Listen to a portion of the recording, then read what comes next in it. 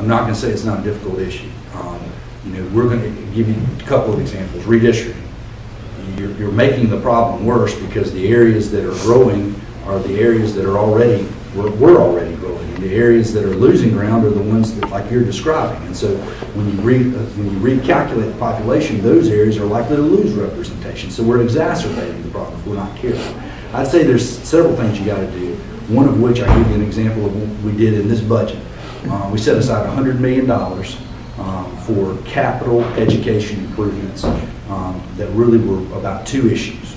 So of that $100 million, let's use Williamsburg as an example, because they're a community that they don't have that tax base. A mill compared to what a mill is here is a totally different discussion.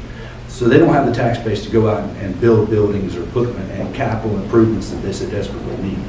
This $100 million is designed to come alongside and partner with groups like that don't have that tax base. So there's sort of a need-based element in that. The second thing, and this goes back to what I referenced a minute ago with Florence County, a lot of these areas we're talking about have multiple school districts, and there's an incredible loss of efficiency associated with, you know, Orangeburg is going through it. Clarendon just is in the process of going through it.